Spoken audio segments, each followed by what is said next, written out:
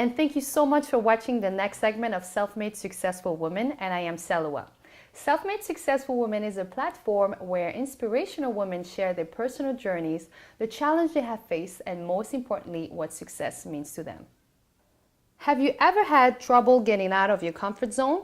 Well, today's guest shares how she leads others to the other side of their fear.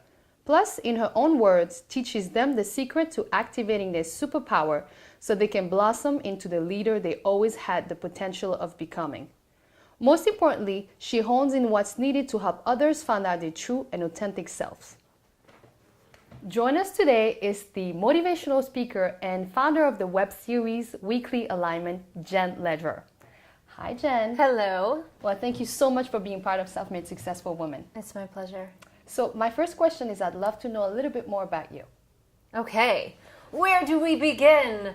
A little bit more about me. I came to New York City almost 10 years ago as a dancer.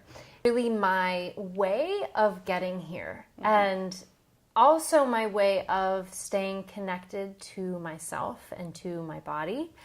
But when I moved to New York and started actually going after dance, I found myself sabotaging the situation over and over again. I would go to auditions, I would get a call back, and I wouldn't go to the callback.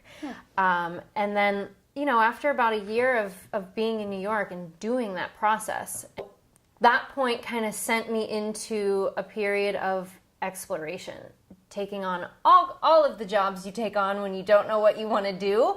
Waitressing, working at a spa, babysitting, like all the things, right? I've been through that. That's the New York style. So finding yourself as an early 20-something.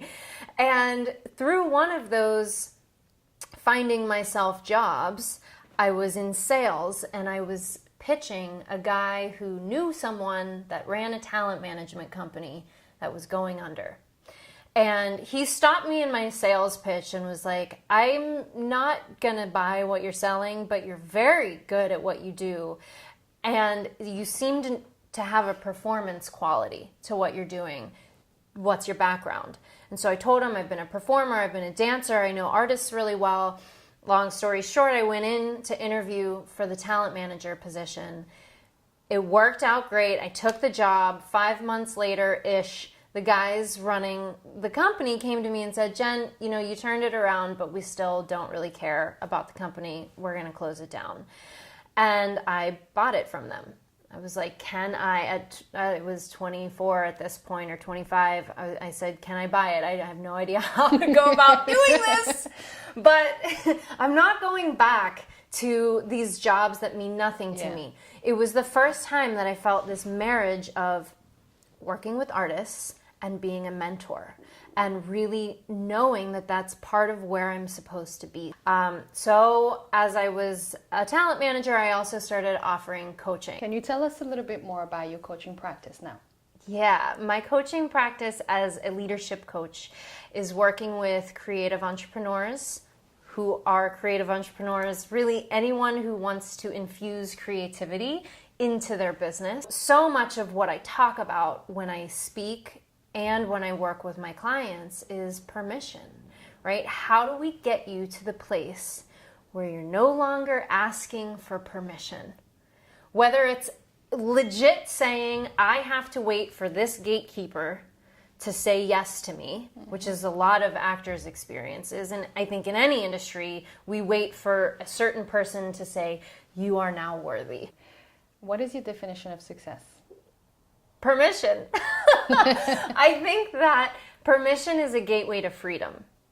And really, freedom to me is ultimate success. You know, why do we not go after what we want? It's safety. It's a survival technique.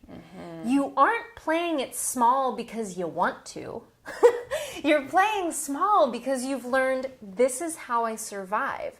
This is how I can get at least a little bit of what I want. If there's not safety, you're gonna keep defaulting to playing small and to sabotaging, not because you're against yourself, but because you're for survival.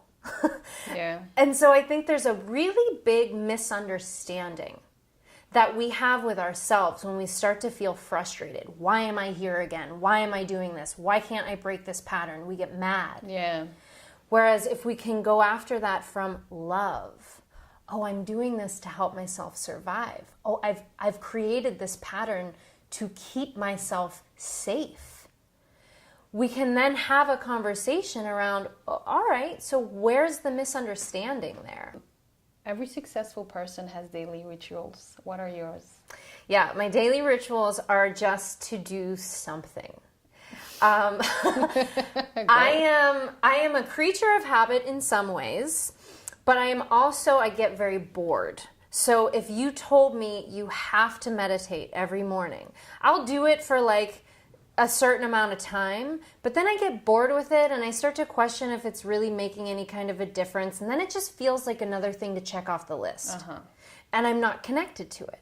So my daily ritual is to wake up and ask myself, what do I desire right now? What was your biggest challenge and how did you overcome it? Biggest challenge.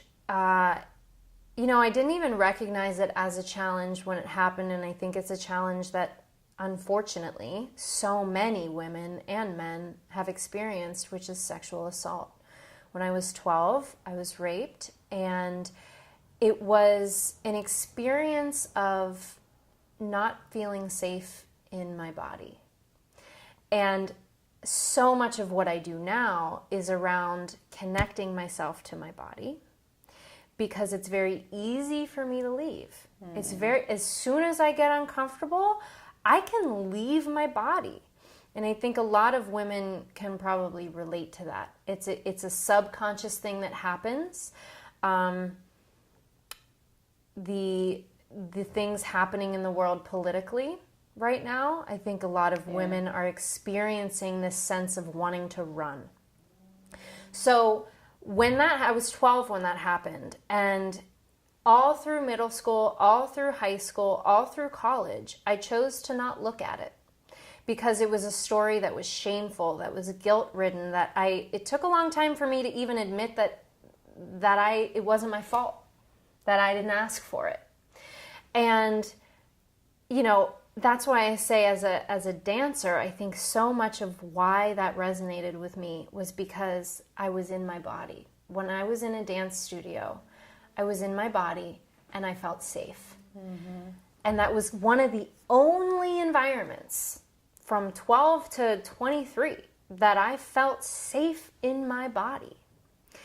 And then when I got to New York and started experiencing this really kind of juxtaposition through what I said I wanted, which was to be on stage, to be seen, to be in my body and be seen, and my actions, which was self-sabotaging, not showing up to callbacks, not going to dance class, that was kind of the first subconscious realization that I had where I didn't feel safe, so I wasn't showing up.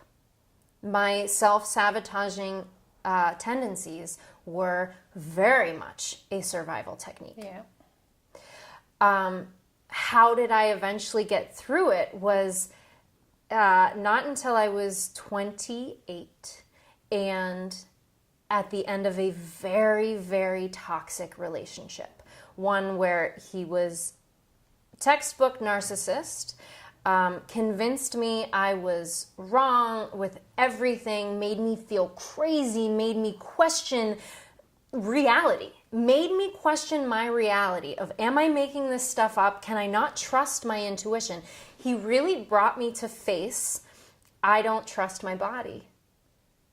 And it was in the moment where I found a handmade, homemade Valentine's Day card to him from another woman.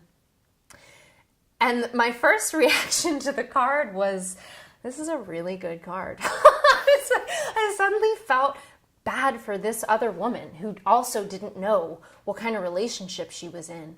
And I sat there with like all of this proof, physical proof surrounding me. And I said, is this really all you're worth? When that happened, I knew in that moment, this is too much for me to handle on my own. I knew that this is way deeper than I realized consciously. So I immediately got a therapist and I got a life coach. I needed a team. So what piece of advice would you give younger women that have been through what you have been through? My first reaction to that is to just say, I love you. Like right now, right where you are, however broken you feel, you're not broken. However not worthy you feel, you're so worthy. Right now, not after you've healed, not after you're able to talk about it. Right now, you are more than enough. You are more than worthy, and you are not alone. Even if you're in the place where you haven't told anyone, you're not alone. In fact, you're so not alone in that. So many women can never even come forward with it because of the shame, because of the guilt.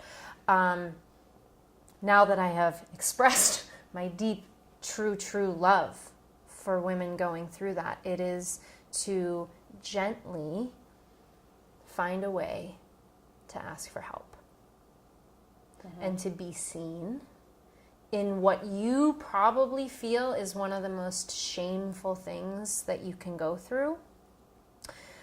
Find a way to be seen in that without judgment. Very important. Yeah. And finally, do you have a quote or mantra that you live by? I am enough. That entices it. Everything's connected. Everything is connected to that. Permission is granted when you are enough. Yeah, that is so good. So thank you so much for sharing your story. I'm sure it will impact a lot of younger women out there, women in general that have been through that and don't give themselves permission. You are enough. Yes. So thank you again. And guys, thank you for watching Self-Made Successful Women. If you are as inspired as I am with Jen, please come back next week for a new episode. And if you do have any questions or comments, please come onto my website at selwaibeline.com. And don't forget to subscribe. Bye. Bye.